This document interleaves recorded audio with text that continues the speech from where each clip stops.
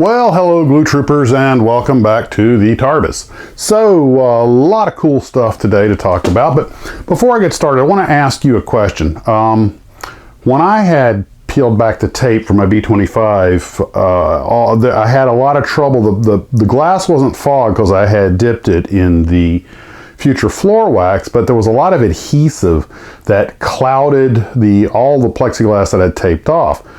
And I tried a couple of ways to get it off. Water didn't do it, just rubbing didn't do it. I used a little of the isopropyl, and that would get the adhesive to move around and come off some, but then it would cloud just a little bit, and I tried to rub it down. It never quite. And I tried a little of the X28, you know, the paint removers things, a little mineral spirit, or not mineral spirits, but the testers thinner, brush cleaner, and they would get the stuff off and then they'd cause their own problems. And eventually what I found that worked for me was I had removed some of it with other means, and then I took the floor wax and just dipped a little of that on the Q-tip and rubbed it, and it seemed to not only pick up the adhesive or get it to debond.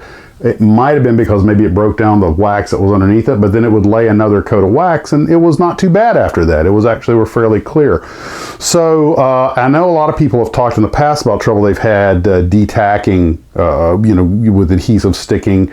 So I'm just kind of curious about what you guys might have to offer about that. We'll probably talk about that in more detail on the live stream, which, by the way, I'm planning to make it 8 o'clock East Coast time. That seems to work a little better for some folks. I know there some folks across the pond, it's getting kind of late, and I can only do what I can do, but I certainly try to accommodate a little bit earlier. But it's also late enough for people on the American West Coast that, you know, they should be back home from their day's activities. So that's the plan on that. Now, we got a little bit of work done on the GB, and I'm actually building a story behind this that I'll kind of unfold when I do the whole thing. But it's going to be in Navy markings, neutrality markings. And I know, GB, Navy, what, are you kidding me?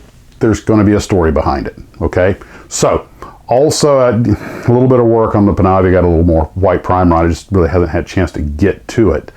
But there's just so many other things. But it did get the B25 pretty much finished and photographed today. I'm even going to send a picture to a fine scale modeler, but I don't really think it's up to their standards. But I shot one with a gray card, and then I got the SNARK pretty much done as far as the missile itself is concerned, and I'm putting it in sort of my own interpretation of deployment, because I looked for pictures of SNARKs that were actually deployed in operations, and there were precious few, and I found a couple. Some of them were like for ones that have been on display, but those markings are not always 100% accurate. The only active unit was up in Presque Isle, Maine, which I actually was my first basing as a regional pilot back with Mesa Airlines back in 97, 98. So I have seen some pictures. So this is sort of my interpretation, but unfortunately I kind of made a little boo-boo today. What's a day with Max's models without some kind of mistake, right? So I had forgotten. I have some of this Rust-Oleum semi-gloss enamel, and I had forgotten from when I'd used it before. I was like, oh, it's a black and some white. I can use that. The stuff kind of reacts with plastic. I used it on the MMU and on the stand for the short rail launcher for the SNARK, and it's been on for hours. It's still tacky. It's gonna be tacky. It'll take it a few days or a week probably for the stuff to gas out enough that I'll be able to handle it again. So the MMU is up here on the shelf hardening, and the parts of the stand are over here on the table. Now it was only one. There was only the big part. And what I want to do was remember I was talking about yellow paint being tough to use the other day. So somebody had suggested paint it black first, and then the yellow will show better. So I thought I would do it. And what I did was I painted half the stand, or 2/3 of it, with the Rust-Oleum black, and then I left the rest of it, which is red plastic, untouched. And the yellow that I have is thin for airbrush, but I thought I would just put and the black, even though it was the Rust-Oleum, it hardened enough that I could, on that particular plastic, that I could go ahead and put a thin coat of acrylic over it. It's all going to gas out together. I know, not the brightest idea. Slow down. But I wanted to run an experiment, and it sure enough, even though I brush applied yellow paint that had been thinned for airbrush, what I was trying to do was just see if I could compare immediately whether or not the black really was working as well as I thought it was, because it looked to be doing a good job. And sure enough, you can see in this picture that the black bottom base coat really does make the yellow pop better. And when this completely hardens out, I'll just go ahead and airbrush the rest of it with yellow, and that should work out. So I had to put about 4 coats on the GB wings over that aluminum, and had I used black, I probably could have gotten away with a little bit less. It does, the yellow, from what I've seen so far, the yellow does seem to work better if you put a black base on it. I also put a black base on the solid rocket boosters because I'm going to see how the same trick will work with white, or maybe I should have done gray. But the thing is, it's red plastic, so you definitely need a base coat over it if you're not using a red, because that red will show through any most colors. Speaking of the astronaut and the MMU, the astronaut himself is done and looks really good. I'm not unhappy with it. The old Bruce is. What I did was with the straps, because they're really the same color as the suit, so I put a hint of light gray over the straps so it would stand out a little bit, and then covered that with a very thin coat of white, and it looks good. I have to put I'm supposed to put one red ring around around the neckband, and I'll probably paint a few details. But although the decals were old, they were pretty fragile, but they did work. And most of the decals actually go on the MMU. So once that's all done, I'll decal that up. In the model, he doesn't have any chest pack or anything. He just but the suit does have attach points on it. So to add a little detail, Mark from Montana had given me some of these 1/48 scale airplane engine instruments, and although I will be using them for airplanes later, they actually worked very well to just add a hint of detail to the inside of those hose fittings. And the kit does come with the 2 dials faces for the wrist for his pressure suit gauge. So not unhappy with it. Actually, my wife did a beautiful job on the face. I'm actually really starting to like it. I just hope I can make the MMU worthy of him. But once that hardens, I'm going to go back to using model. I'll probably just use my big spray gun, but I'm going to go back to using model paints, no more of this this Rust-Oleum stuff. So SNARK done, astronaut done, MMU, spending a week gassing out. Little work on the GB, little work on the Tornado. Finished the V25, got it photographed, which by the way I had to go back and photograph it like 3 times because I had the settings on the camera on. It looked fine in the viewfinder, got on the computer, it looked terrible. Now I'm going to show a couple of pictures of it, but save the rest of them for the big V25 reveal, September 27th. By the way, in something that I had asked last night, I asked you guys if you would like to see the big kits unboxed, actually go through them. And I was surprised a lot of folks some want to see the B29, some to see the B25. So what I decided to do was my wife helped me out. She set up a kitchen table where I had some better lighting inside the house because there's no room in here to do this. I mean, literally, if I turn around, I'll knock something over. Trust me, been there, done that. Got the t-shirt, although this is actually a Tom Daniel t-shirt. The other piece of approved Maxxis Models video wardrobe attire. So, in fact, it's got Bad Man on it, which I'll probably have to get one of those. I've never actually had the Bad Man model, but one of my buddies at work did, and he said that, oh, I had that as a kid. I built it as like a teenager. He loved it, and I was like, the Great Styrene River, right? The tributaries run everywhere.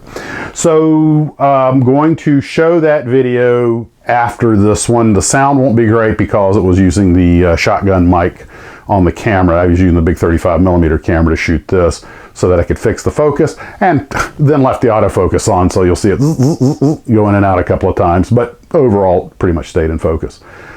One other little side note, which is a tectonic shift in the styrene universe here in Tarbis land, is that I literally did not have any place to put those 2 big boxes. The shelves were full, and I was like, yeah. And I asked my wife, and she agreed to let me put them behind the photo box in the house on the piano. I don't play the piano. I inherited it from my mother. My sister does. She lives about a mile away. Once in a while she comes over and plays it. Why I told you that, I have no idea. Anyway, this is the first time, and it was approved by high command. This is the first time I'm actually storing models, in boxes in the house.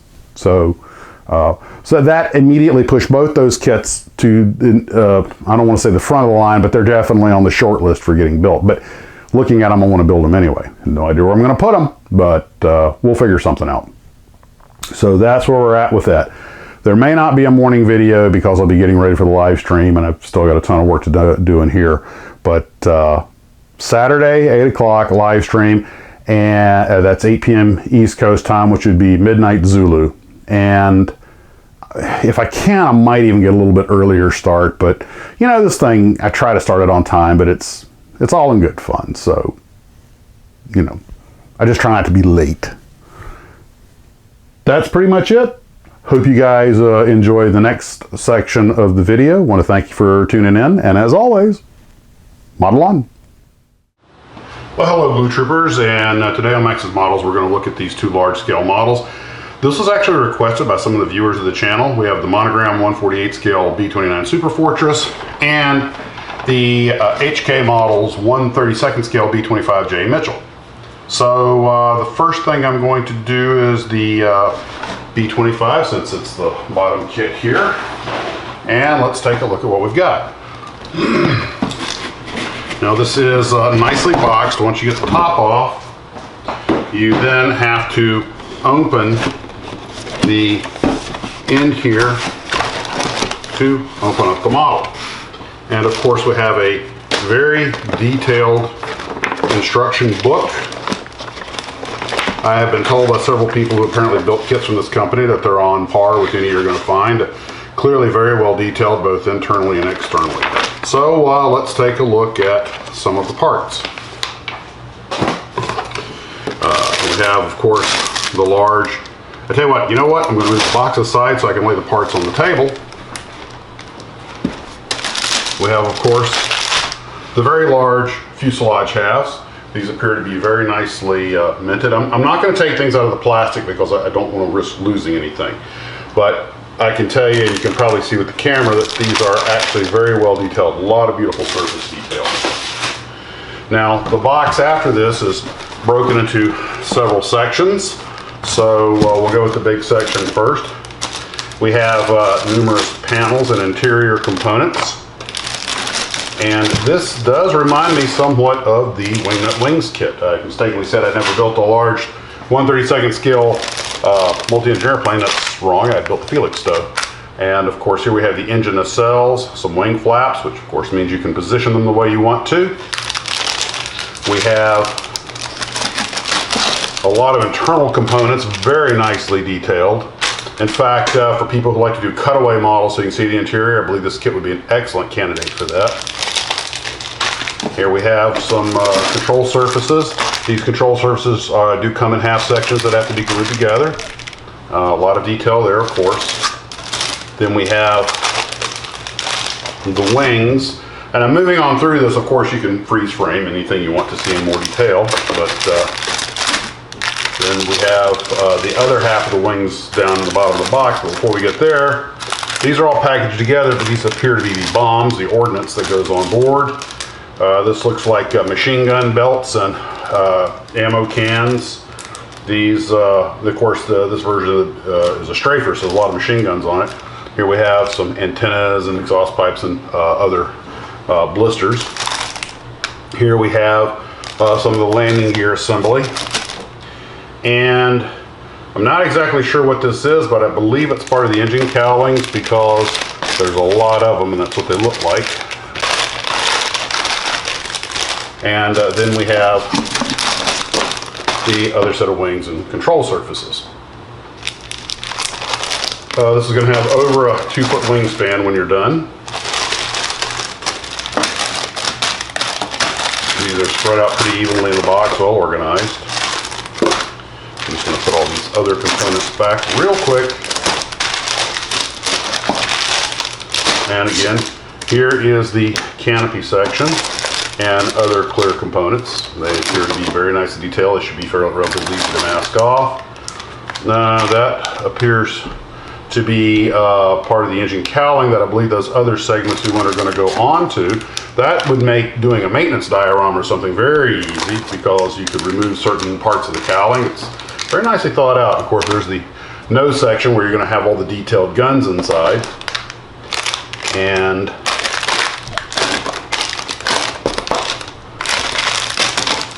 then in the other box, we're going to have wheels,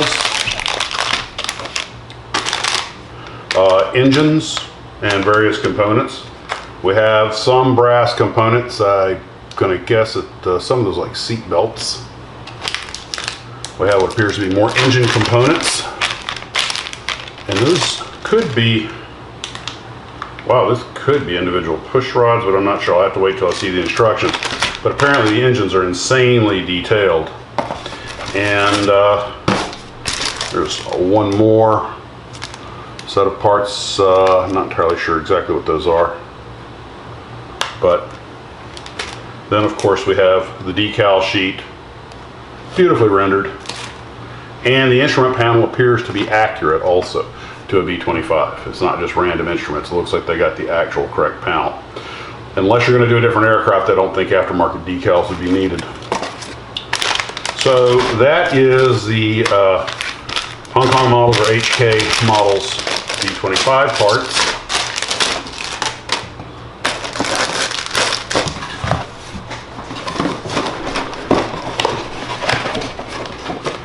This build will obviously take some time, especially those highly detailed interior engines. Oops.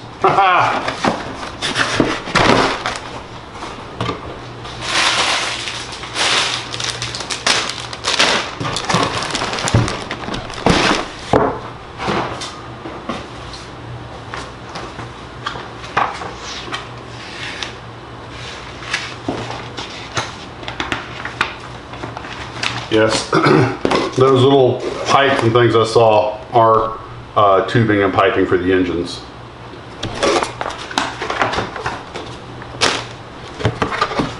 Magnificent looking kit. Had to figure out how I'm going to weight the nose down, or I might do it like I did my Reveal kit and just go ahead and glue it to a diorama. A kit like this, although of course you certainly build it the way you want it, you could build it, you know, wheels up in flying mode, but with all this detail, it just seems like a kit like this begs to be displayed with panels removed and everything, so you can see some of the joy that it has on the inside. But you build it however makes you happy. Next we have, now this is a vintage Reveal V29. Have not opened this box yet, so this is going to be new to both of us. For the time when this kit was made, and I'll look up that date and put it up on the screen, this kind of boxing I think was still fairly new, was actually considered very top shelf. Yeah, like monogram. Okay, the decals are bent, but they look to be serviceable. Of course, you can also get aftermarket decals. This is Lucky 11. Lucky 11 is the name of the airplane, and I'll decide later how I want to decal it out. And the styrene comes in two colors. Oh, here we have the old, this is the Join the Monogram Squadron. Apparently Monogram was still trying to, you know, run a club sort of thing. Always a good way to promote models. And the instruction sheets, of course, much more traditional instruction sheet. And still very nicely drawn up and detailed. And Mike Machat had done a thing on kit model instruction sheets, and you know, realize that drawing these things and making them fit, this is all one of the many costs of a model. And being able to do this is important, that you be able to build the model correctly and easily, the diagrams work. That's, people don't forget there's as much artistry in something like an instruction sheet as there is on the beautiful box art in many cases. Okay, here's the glass. I think that's all of it. Not sure. Only see the two pieces here and a couple of the blisters, so I'll see that as I continue through the parts. I can move the box out of the way so you can get a better look at some of this. I'll tell you what, this next here, give you a quick look at this sprue.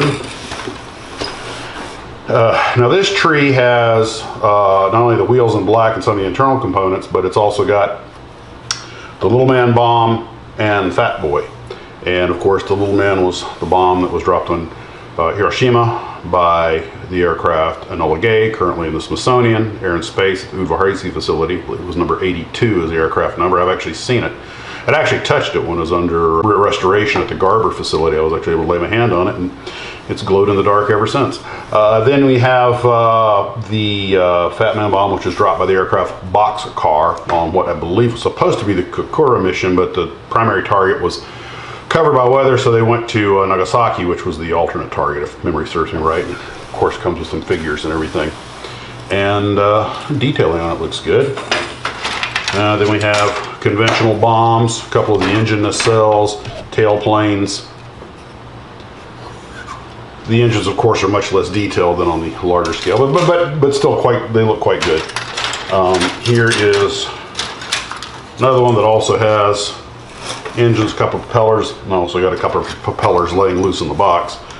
And you see the nacelles, and it's really all the engine detailing you get, but then again, that's really all you need. If you wanted to do a maintenance type diagram, you'd have to find yourself a detailed engine somewhere else. But still, I don't count that against there. I think it's still great. Given the market that this kit was aiming at, that's all very good. Okay, here come the big kahunas, the fuselage halves and the pressure vessels. Internal components will look like little sleeping berths. And I just heard something hit the floor. So I have to go searching for that because it had the distinct sound of styrene. Here it is. One of the barbettes that had broken loose. So I'm going to put that back in the box. Always the danger, always the danger of an unboxing. I'm just going to go ahead and remove that. You know what, I'll just leave this right here for kind of scope. Okay, here comes another big component, the wings. Those are upper and a lower. And again, a lot of fine detail and everything exactly what you expect from monogram. Oh, there's another clear piece. Gotta be careful. And you know what, just so I don't drop anything else, here's the other wing. And here, I'll just about guarantee you that this, yeah, because there's the other half, is probably the tube. There was a pressurized tube that went between the front and rear of the airplane, went through the bomb bay. If you ever watch the movie Strategic Air Command, you'll see Jimmy Stewart in the B-36 go on that little trolley cart from the forward pressurized section to the aft, and the B-29 had one also. And that way you can get from front to rear without going through the unpressurized part of the aircraft. Although my understanding is I think they depressurized the aircraft when they actually went into combat to prevent explosive decompressions. And here's another clear piece. And a lot of pieces rattling around loose in here. I'm not going to go any further with it. I'm going to be very careful, have to be very, very careful when I take this out of the box to construct it. I'm going to probably have to build these one at a time because each one of them is probably, like the Felix says, probably going to eat up the entire working bench in the TARDIS. But you guys want to take a look at the insides of the boxes, and that's what we have. So I hope you enjoy that. Enjoyed that. Make sure I get everything back in here. All right.